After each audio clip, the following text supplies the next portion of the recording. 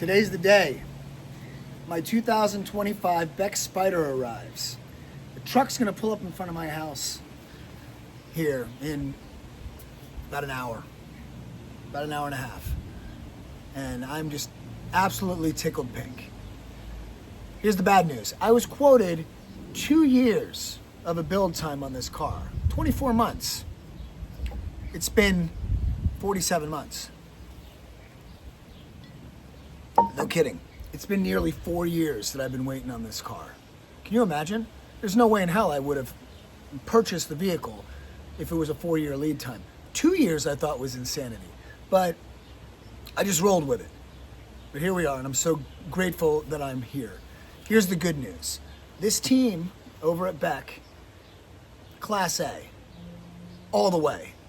They've been wonderful communicators. They've been attentive. They've been really sharp. They don't skip a beat. They really care about their product, and I'll share with you a few reasons why.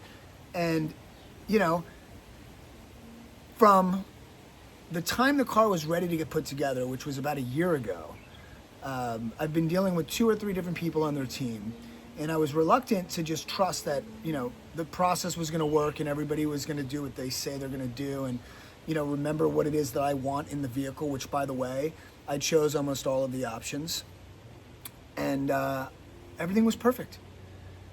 Not one thing was missed. Something funny that they said was that they move at the speed of right, which sometimes isn't the fastest. They didn't, you know, keep one hard stop date.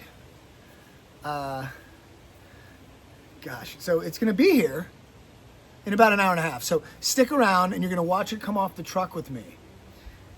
Here we are in Southern California, and a 2025 Beck Spyder is about to roll down the street.